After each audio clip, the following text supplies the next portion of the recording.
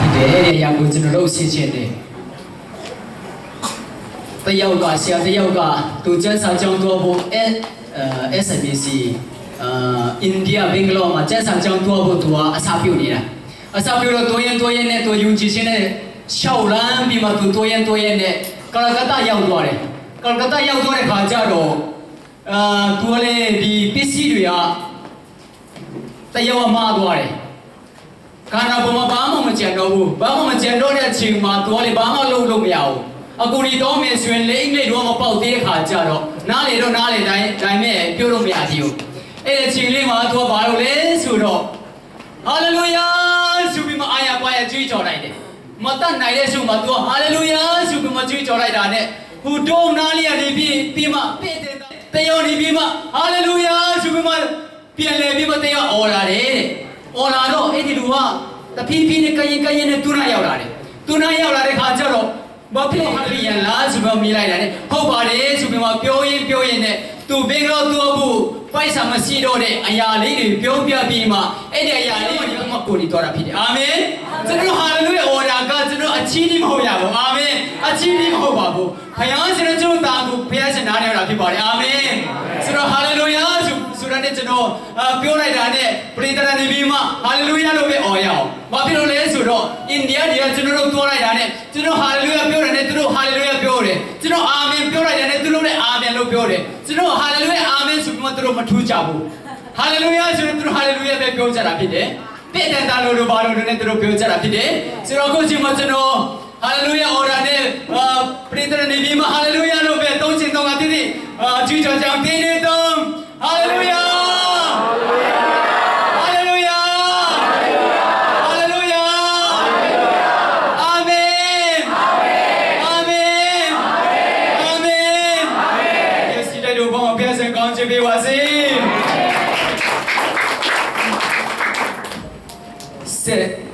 စေနနိုင်မထိုးခင်တော့ကျွန်တော်ပြကြမှာပါ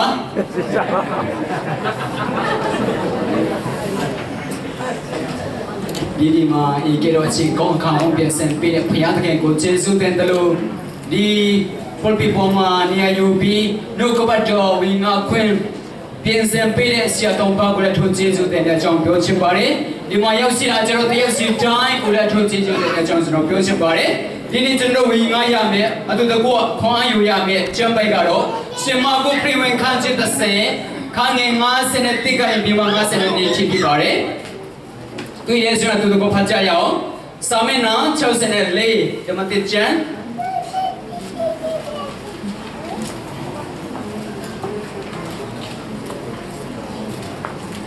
ရှင်မာကုခရစ်ဝင်ခန်းချစ်30ခန်းငယ်50နဲ့တိကနေပြမ50နဲ့နေတွေ့ရဆိုတော့သူတို့ဖတ်ကြရအောင်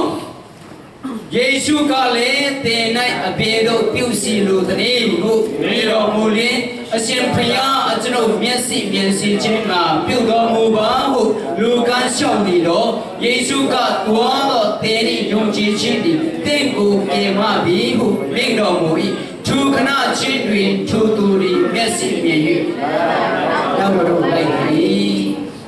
ဖတ်တော်သောလူကိုတော်ပြည့်ရစီတိုင်းတို့ပေါ်မှာဖျားရှင်ထူကောင်းခြင်းပြပါစေဒီထဲမှာတွေ့တဲ့အရာကဘာလေးတွေ့ရလဲဆိုတော့တင်နဲ့အပြေတို့ပြုစီလူတည်းတင်နဲ့အပြေတို့ပြုစီလူတည်းအခုချိန်မှာကျွန်တော်တက်တာချင်းမှာအခုချိန်မှာတင်းရတက်တာချင်းမှာဖျားရှင်စကားပြောနေတာဖြစ်ပါတယ်တင်နဲ့အပြေတို့ပြုစီလူတည်းဆိုမှတဲ့နာမှာရောက်နေတာဖြစ်တယ်အခုတင်ခက်နေတော့ရာမြင်တင်ဒုက္ခကြုံနေတော့ရာမြင်ဖျားရှင်စီမှာခဏပြောတဲ့အရာတွေကိုအခုချိန်မှာတင်နာရောက်နေပြီတင်အဘေတို့ပြုစီလိုပါတည်းအယောစီတိုင်းတို့ပေါ်မှာဖျက်စံကောင်းချီးပေးပါစေရှင်မာသေခရစ်ဝင်ခန်းကြီးတဲ့ဆေခန်းငယ်30နဲ့နေ့မှာလူကနေရောက်ရတဲ့တာကိုကြည့်တဲ့အခါမှာယေရှုခရစ်တော်ကြော်လာတဲ့အရာကိုမြင်လိုက်တွေ့လိုက်တာနဲ့ကြားလိုက်တာနဲ့သူတို့ကယေရှုခရစ်တော်သားတော်ယေရှုဒါဝိရဲ့သားတော်ယေရှုအကျွန်တော်ကိုကယ်မတနာတော်မူပါဆိုပြီးမှအော်ဟစ်လိုက်တာနဲ့ခရစ်တော်ကရပ်ပြီးမှတင်းနဲ့အပြေတို့ပြုစီလိုပါတည်း တင်းနဲ့အပြေတို့ပြုစီလိုပါတည်းကျွန်တော်တက်တာထဲမှာအရင်တော့ကံခေတော့ရာများအရင်တော့မုံနေခေတော့ရာများအခုအချိန်မှာကျွန်တော်နားမှာရောက်နေတာဖြစ်ပါတယ်ကျွန်တော်ကိုကိုနေချင်းတို့ကျွန်တော်ကိုကောင်းချင်းပြီးကျွန်တော်နားရောက်နေတာဖြစ်ပါတယ်ဇေဆုကကျွန်တော်နဲ့သူရှိနေတာဖြစ်ပါတယ်တင်းနဲ့အပြေတို့ပြုစီလိုပါတည်းအခုကျွန်တော်ဂျုံတွေရသွားရမြန်ပြန်လည်းဒီမှာစဉ်းစားကြရအောင်ကျွန်တော်စဉ်းစားဒီမှာခဏလေးကျွန်တော်စိတ်ကနှံကြရအောင်ကိုတော့တာအဲ့လိုဖြစ်ချင်ပါတယ်အဲ့ဒီမြန်ကနေရောက်ကဘာပြောလဲအကျွန်တော်တို့မျက်စိမြင်ချင်ပါတယ်ဆိုပြီးမှတခါလေးပြောလိုက်တာဖြစ်ပါတယ်သူလူချင်းတော့သူတို့ရဲ့လူချင်းတော့တော့ရမြန်တန်းပြောလိုက်တာဖြစ်ပါတယ်အခုစီမကျွန်တော်အမကကျွန်တော်အကူကကျွန်တော်ရဲ့အတော်ကကျွန်တော်အဖေအမေကဒီလိုဆိုပြီးမှမပြောတော့ဘဲနဲ့တန်းပြောပြီးမှကိုတော့ကျွန်တော်မျက်စိမြင်ချင်ပါတယ်အဲ့လိုပြောတတ်ပြီးဖျက်ဆန်ထူကောင်းချင်ပြီးပါစေကျွန်တော်ပြောချက်ပွင့်မတာမှရေးကြည့်တာဖြစ်ပါတယ်တင်းနဲ့အဖေတို့ပြုစီလိုပါတည်းဆိုတာနဲ့ချစ်ချစ်တော်ပြောပြီးမှကျွန်တော်မျက်စိမြင်ချင်ပါတယ်တခါလေးမြင်စီဖျက်ဆန်ဖြစ်တယ်အာမင်တက်တာထဲမှာတင်ပြောလိုက်တော့အရာတွေတက်တာထဲမှာနမိတ်လက္ခဏာပြုလာမှာဖြစ်ပါတယ်ဖျက်ဆန်ပုံတွေတက်တာထဲမှာခံစားမှာဖြစ်ပါတယ်ရှင်ယောဂရိဝင်ခံချင်းငါခံငယ်ချုပ်ထဲမှာဘယ်ဆိုင်ရာကနာမှာကိုယ်စနေစနေလူယောဂဆွေးကနေတော့လူတယောက်ကသူ့နာမှာပဲယေရှုခရစ်တော်လာတယ်သူ့နာမှာပဲယေရှုခရစ်တော်လာတဲ့အချိန်မှာပဲယေရှုခရစ်တော်ကဘာပြောလဲဆိုတော့တင်ပါဖြစ်ချင်တာလေတင်ပါဖြစ်ချင်တာလေကျင်မချင်လို့ကျင်ပါတလားဆိုပြီးမှမိလိုက်တယ်မိလိုက်တာနဲ့မဟုတ်ဘူးကိုတော့ဒီရေကန်ထဲမှာကျွန်တော်ကိုတွန်းပူးမဲ့လို့မရှိဘူးထင်းတယ်လို့မရှိဘူးအဲ့ဒီထဲမှာပူးမယ်လို့မရှိဘူးနေကိုမောင်မတို့မရှိဘူးမိဘတို့မရှိဘူးဆိုပြီးမှပြောလိုက်တာဖြစ်ပါတယ်အခုချိန်မှာဆရာသမားတွေမလာပြီပဲ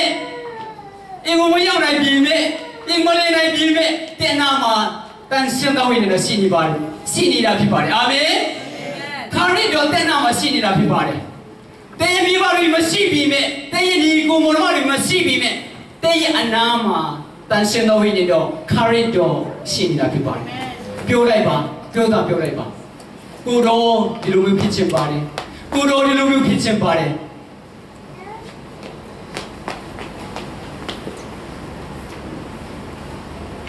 ယူရာရှင်ဘုရင်ဖြစ်တဲ့ဟေဇကိမင်းကြီး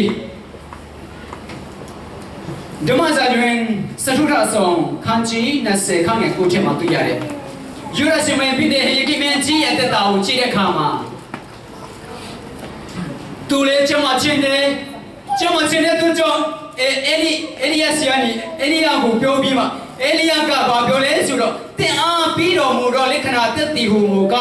အရေးဒီဆယ်ချက်တူရမယ်လို့ဆယ်ချက်နောက်ဆုံးရမယ်လို့ဆိုပြီးမိလိုက်တာဖြစ်ပါတယ်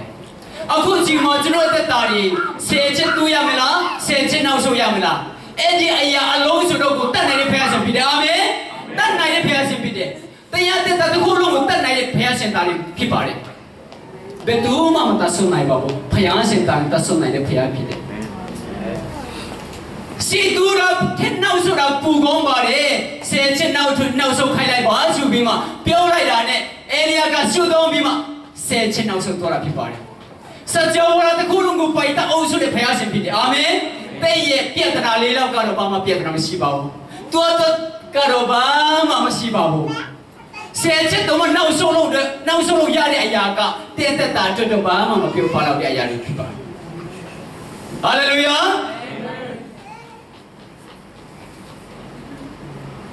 ဧတထာဝတ္ထုခန်းကြီးငါခန်းငယ်3ချက်မှာအစ္စတာလီဘီမှာရှင်မင်းကြီးကိုခေါ်လာတယ်ခေါ်လာပြီးမှထမင်းကျွေးတယ်ထမင်းကျွေးတဲ့အခါမှာရှင်မင်းကလည်းမနေနိုင်တဲ့ခါကျတော့အစ္စတာဘာလို့ရှင်တာလဲဘာလို့တောင်းရှင်တာလဲတင်နဲ့အပြေတို့ပြုစီလိုပါတည်းဆိုပြီးမှမိလိုက်တာနဲ့အစ္စတာကလည်းသူ့လူမျိုးတွေအတွက်တောင်းပြတာဖြစ်ပါတယ်သူ့လူမျိုးတွေအတွက်သူ့တက်တာတော့တောင်းပြတာဖြစ်ပါတယ်ရှင်မင်းကြီးတော်မှာစိတ်ထားပြောင်းလဲပြီးနိုင်တဲ့အစ္စတာဒီနေ့ဘု ရားရှင်ရဲ့သားသမီးကျွန်တော်နဲ့ခင်ဗျားတို့သားသမီးရောက်ရှိတဲ့ရဲ့တာချင်းမှာစัจ java ဝါဒတစ်ခုလုံးကိုပိုင်တောင်းဆိုတဲ့ဘုရားကကျွန်တော်ကိုတားလို့အခေါ်ခံနေတာဖြစ်ပါတယ်အာမင်အခေါ်ခံရတာဖြစ်ပါတယ်အဲ့ဒီတားအရာကိုခံစားတော့သူမျိုးဖြစ်ပါတယ်အရာခတ်တဲ့တို့ကိုဘုရားရှင်ပြီးထားပြီးသားဖြစ်ပါတယ်အာမင်ယနေ့တည်းလည်းမဟုတ်ပါဘူးမိမလည်းမဟုတ်ပါဘူးဘုရားရှင်ရဲ့သားသမီးတွေဖြစ်တယ်ဘုရားရှင်ရဲ့သားသမီးတွေကကျွန်တော်သုံးသမျှကိုပေးပိုင်တဲ့ဘုရားရှင်ဖြစ်ပါတယ်မာသဲခန်းကြီးခွန်ခန်းရဲ့ကောင်းထဲမှာသုံးလို့သုံးနေညမယ်ဆိုပြီးမှကျန်းစာလာပါတယ်အခုဒီမှာကျွန်တော်သုံးဝေမတာမှရည်ကြီးပါတယ်ကျွန်တော်မသုံးဘဲနဲ့ညီထုံမိသားချင်းကိုပဲဘုရားရှင်ပို့နေတာဖြစ်ပါတယ်ဘုရားရှင်ပို့ပြီးမှကျွန်တော်တို့အလူများကြီးတယ်ကိုတော့ကျွန်တော်ခြေထောက်တွေနာဘယ်လိုဆိုပြီးမှကျွန်တော်ညီထုံမိသားချင်းကိုပဲကျွန်တော်ပြောပြီးမှကိုလူဝင်တောင်းတတော်ရမယ်ကျွန်တော်မပြောလိုက်ရဘူးဘုရားရှင်ကအခုဘာဖြစ်ခြင်းလဲအာမင်ဘုရားရှင်တဲ့တာကြီးမှာဘာဖြစ်ခြင်းလဲဆိုပြီးမှမြည်လိုက်တာဖြစ်ပါတယ်တင်ဖြစ်ခြင်းတော်ရမယ်အခုပြောလိုက်တင်ဖြစ်ခြင်းတော်ရမယ်အခုပြောလိုက်ပါဘုရားရှင်ရဲ့တတ်တာကိုပြောင်းလဲပြီးတယ်ဘုရားရှင်ဖြစ်ခြင်းဟာလေလုယာသူပြောင်းလဲပြီးတယ်ဘုရားရှင်ကိုလည်းခေါ်သိပြီးမှကျွန်တော်ရှင်းမကြရအောင်ဟာလေလုယာဟာလေလုယာဟာလေလုယာဆုနေမျိုးသမီးကောင်းတဲ့ကောင်းပေါ်မှာရှိတဲ့အဲလိစေထံသွားပြီးမှအဲလိစေကလည်းဘာဖြစ်လို့ဒီကိုလာတာလဲဘာအလိုရှိပါတယ်လဲတင်နိုင်အပေတို့ပြုတ်စီလိုပါတယ်လေတနည်းဆိုပြီးမှပြောလိုက်တာနဲ့အဲ့ဒီဆုနေမျိုးသမီးကဘာပြောလဲဆိုတော့တားကိုတောင်းပါတယ်လို့ကိုရိုစီမအကျုံမရီတားကိုတောင်းပါတယ်လို့ဆိုပြီးမှပြောလိုက်တာဖြစ်ပါတယ်ကျုံမရီကိုရိုစီမဖျားရှိမှာတားကိုတောင်းပါတယ်လို့မတောင်းဘဲနဲ့ပြည်တာဖြစ်ပါတယ်အဲ့ဒီတားကမတောင်းဘဲနဲ့ပြည်တာမြန်မာပြည်ကနေပြီးမှမလေးရှားထိတောင်ပို့ဆောင်တဲ့ဘုရားရှင်တွေကျွန်တော်တောင်းလို့မလေးရှားပို့တာမဟုတ်ပါဘူးကျွန်တော်ဆိုရင်တော့အစ္စရေးနိုင်ငံကိုတွားချင်လို့အသက်တာကျူးစားခဲ့တဲ့လူမလေးရှားကိုဘယ်လိုနည်းနဲ့မှမစင်စားခဲ့မှုတဲ့လူတယောက်ဖြစ်တယ်ဒါပေမဲ့ဒီနေရာကိုရောက်တဲ့ခါကျတော့တချင်လို့ကျွန်တော်စင်စားတယ်ဘာဖြစ်လို့ဒီနေရာကိုပို့တာလဲကိုတော့ခုနဆုနေအမျိုးသမီးလိုပဲကိုတော့ဘာဖြစ်လို့တားကိုပြီးတားကိုတောင်းပါတယ်လို့အကျုံမဒီတားကိုတောင်းပါတယ်လို့ဆိုပြီးမှမိတဲ့အတိုင်းကျွန်တော်လည်းကိုတော့ကိုမြင်ခဲ့ပူပါတယ်ကိုတော့ကိုမြင်ခဲ့မှုတယ်ကိုတော့ကျွန်တော်မလေးရှားတော့မလေးရှားမှာဒုက္ခခံဖို့လို့မှာဒီနေရာမှာဘာဖြစ်လို့ပို့လာတယ်လဲဆိုပြီးမှကျွန်တော်ဖះကိုမြင်တဲ့ခါမှာကျွန်တော်ဖွင့်ပြောတော့အရာများတွေဖះရှင်ထံကနေဒီမှာညီတဲ့ချင်းလာတာဖြစ်ပါတယ်အာမင်အခုဒီမှာဘယ်လိုပဲဖြစ်ဒီနိမတိုင်ကျန်နည်းလောက်မှာပေါ့ကျွန်တော်စိတ်ချမှုခံစားရတယ်ဖြစ်ပါတယ်ဘယ်လိုပဲဒုက္ခကြုံဘယ်လိုပဲခံစားအဲ့ဒီအရာတွေကဒီကျွန်တော်တို့ပြောခဲ့တော့အရာများတို့မိပြုတ်စီနေတာဖြစ်ပါတယ်ဘုရားရှင်ရဲ့ညီတဲ့ချင်းကျွန်တော်ရှင်မှာရောက်တော့တာဖြစ်ပါတယ်အဲ့ဒီနောက်ပိုင်းကျွန်တော်ကဝန်တာအားရဆိုဖြစ်တိုးတဲ့နေရာတိုင်းမှာမလေးရှားလည်းပျော်သွားပါတယ်အာမင်မလေးရှားလည်းပျော်သွားပါတယ်ဘုရားရှင်ဒီမြန်မာပြည်ကနေပြီးမှမလေးရှားထိပို့ဆောင်တဲ့ဘုရားရှင်တာဆက်လက်ပြီးမှလုံးနဲ့ဘုရားရှင်ဖြစ်တယ်အာမင်အခုဒီမှာတဲ့ရနာကမှာပိတ်ရှုနေတော့အရာများဘုရားရှင်ဒီဖွင့်ပြနိုင်တော့ဘုရားရှင်ဖြစ်ပါတယ်အဲ့ဒီသားလေးကိုရှင်စီနိုင်တဲ့ဘုရားရှင်ဖြစ်ပါတယ်အာမင်ဆုနေမျိုးသမီးရဲ့တာကတခါလဲကျမ်းမှာရှောက်ခွင့်ရတာဖြစ်ပါတယ်တဲ့ရတဲ့တာထဲမှာအခုချိန်မှာဘုရားသခင်ကိုပြောလိုက်ပါကိုတော်ဒီနေရာမှာဘာဖြစ်လို့ပို့တာလဲဘာဖြစ်လို့ဒီနေရာမှာဒုက္ခခံစားစီတာလဲဆိုပြီးမှအဲ့ဒီပြဿနာတွေကိုဘုရားရှင်စီမှာပြောလိုက်ရအောင်အာမင်ကိုဖြစ်ခြင်းတဲ့အရာဘာဖြစ်ခြင်းလဲတာ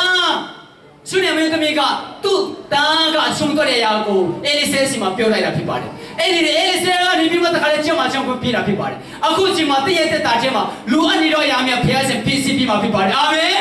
ဟာလေလုယာ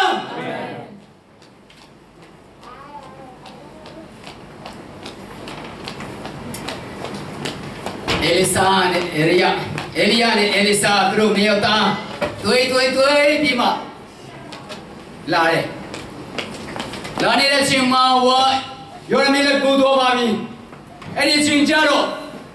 အေလိယာနောက်မှာတကောက်လိုက်နေတဲ့အေလိဆေကမကူဘူးဘယ်တော့မှမကွာတာဒုက္ခဘယ်တော့ပဲခံစားအေလိယာနောက်ကိုပဲလိုက်နေတာဖြစ်ပါတယ်ဒီနေရာမှာရှိတော့MMC တဲ့သူတဲ့သားများကဲ့သို့ဘုရားကြောင့်ပုံမှန်သွားတယ် ရှုတော့တဲ့ချိန်မှာပုံမှန်သွားတယ်ပြန်ဒီစင်ဆိုတဲ့ခါမှာအာရပါရရှုကြတယ်အေလိဆေလိုပဲအာမင်အေလိဆေလိုပဲအေလိယရဲ့နောက်တော်လို့တက်ကောက်လိုက်နေတော့သူမြတ်ခဲ့တော့ဘုရားရှင်ရဲ့နောက်သူတက်ကောက်လိုက်နေတော့သူမြတ်ဖြစ်ပဲဒါပေမဲ့အေလိယကနေဘာပြောလဲဆိုတော့ဓမ္မစာရွင်စရုရဆောင်ခန်းချင်းနေခန်းငယ်ကိုထဲမှာငါနဲ့တဆုံတခုသောစုကိုတောင်းလို့ငါနဲ့ဘာဖြစ်လို့ဒီလူမျိုးလိုက်တာလဲဘာဖြစ်လို့တက်ကောက်လိုက်နေတာလဲအဲ့မှာနေခဲ့စမ်းပါကျွန်တော်တွေ့ရင်တော့ပါစီအဲ့မှာပဲနေခဲ့လိုက်စုပြီးမှပြောလိုက်တဲ့အရာကိုMNC တင်တာလူပဲဒီမှာထိုင်နေတဲ့လူတွေလူပဲတကောက်လိုက်နေတဲ့အတွက်ကြောင့်သူကဘာပြောလဲဆိုတော့ဘာဖြစ်ချင်တာလဲတင်နဲ့အဘေတို့ပြုတ်စီလူပါတနည်းဆိုပြီးမှမိလိုက်တာနဲ့အဲ့ဒီစကဘာပြောလဲဆိုတော့နတ်စာတော်ဘေးတင်ရှင်အာမင်နတ်စာတော်ဘေးတင်ရှင်တောင်းတာဖြစ်ပါတယ်နတ်စာတော်ကောင်းချီနတ်စာတော်ဘေးတင်ရှင်တောင်းတာဖြစ်ပါတယ်အဲ့ဒီစက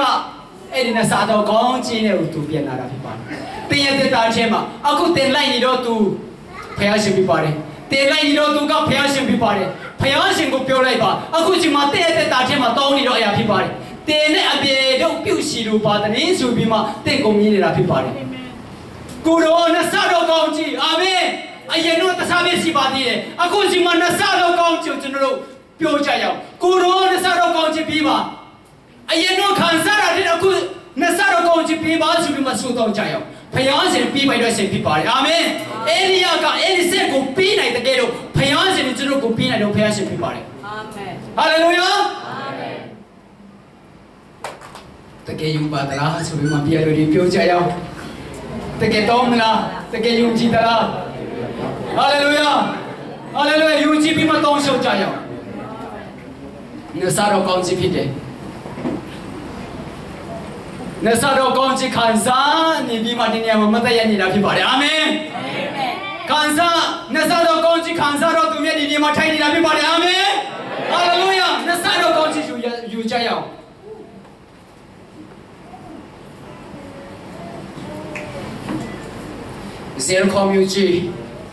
ဇေရကွန်မြူမှာခရစ်တော်ကြွလာတဲ့အရာကိုမြေကန်ကလေးကြားလိုက်တယ်မျက်စိတော့မကောင်းပြီမဲ့မျက်စိတော့ကမ်းပြီမဲ့သူ့နားကအရန်ကောင်းတဲ့အတွက်ကြောင့်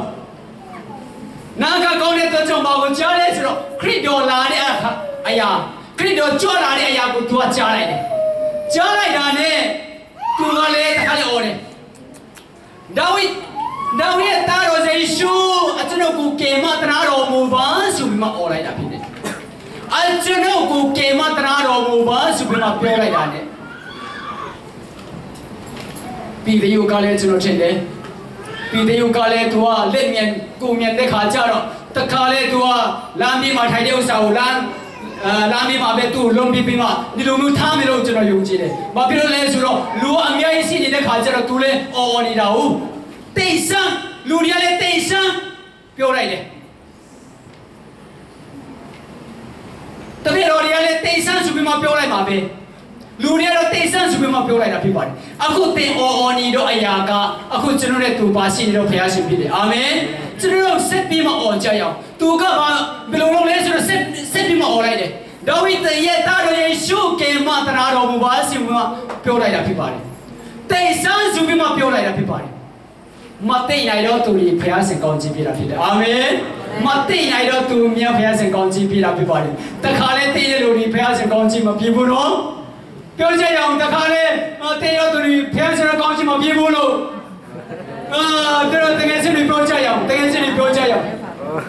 တခါလေးမသိဘူးမတာမရေးချီတယ်ဆက်လက်ပြီးမှတာရီတော့ဟိအော်ရာဖြစ်ပါတယ်ခေါ်တာဖြစ်ပါတယ်ခရစ်တော်ကိုခေါ်တာနဲ့ခရစ်တော်ကလည်းရပ်တန်းသွားတယ်ရပ်ပြီးမှအဲ့ဒီလူကိုခေါ်ခဲ့ပါအဲ့ဒီလူကိုခေါ်ခဲ့ပါဆိုပြီးမှပြောလိုက်တာနဲ့ဘာတိမဲကလည်းသူနာရောက်သွားပြီသူနာရောက်တာနဲ့ဘာပြောလဲတင်၌အဘေတို့ပြုစီလိုပါတနည်းတင်၌အဘေတို့ပြုစီလိုပါတနည်းမွေကဲစားကနေပြီးမှသူ့ရဲ့မြက်ကကန်တော့တာဖြစ်ပါတယ်ဘာမှမမြင်နိုင်ဘူးဒါပေမဲ့ယေရှုခရစ်တော်ခေါ်လာတဲ့ခါကျတော့ဘာမင်းလဲဆိုတော့တင်၌အပေတို့ပြုစီလိုပါတနည်း တဲ့ရတဲ့တာချင်းအခုချိန်မှာဖျားရှင်စကားပြောနေတာဖြစ်ပါတယ်အရင်တော့မခံစားခဲ့တော့အရာများအရင်တော့ဒုက္ခခံနေတော့အရာများအဲ့ဒီအရာတွေဖျားရှင်မကြည့်ပါဘူးအဲ့ဒီအရာကခရစ်တော်ကမကြည့်ပါဘူး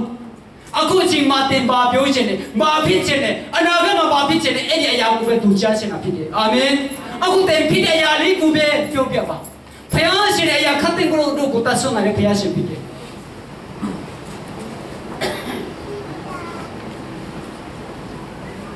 ယေရှုခရစ်တော်နာရောက်လာတယ်တင်နိုင်အဘေတို့ပြုစီတို့ပါတနည်းပြောလိုက်တာနဲ့ကျွန်ုပ်မြင့်စီမြင့်ချင်းပါတယ်ကျွန်ုပ်ဒီမျက်စိမြင်ချင်းပါတယ်လို့ပြောလိုက်တာနဲ့မျက်စိမြင်လို့ဘုရားရှင်ပြတာပြပါတယ်အရင်ကဟာရီမတူတော့ဘူးအခုချိန်မှာမျက်စိမြင်တော့ပါတယ်အရင်ကသူရေကောမျိုးကြီးကိုလာလာပါပါနဲ့ရှုဆိုင်ကြီးနဲ့ပြုနေတဲ့အရာများတော့ကိုမမြင်နိုင်ပြီနဲ့အခုချိန်မှာမြင်နိုင်ရတော့ဘုရားရှင်ပြတာဖြစ်ပါတယ်အခုချိန်မှာတည့်ရတဲ့တာထဲမှာအရင်ကမခံစားခဲ့ဘူးတော့အရာများတော့ဒီဘုရားရှင်ကိုပြောလိုက်ပါအခုချိန်မှာသင်ဒီမြင်နိုင်ရတော့ဘုရားရှင်ပြမှာဖြစ်ပါတယ်အာမင်ဟာလေလုယာအားလုံးကိုတည့်ရကြရအောင်ထူးတဲ့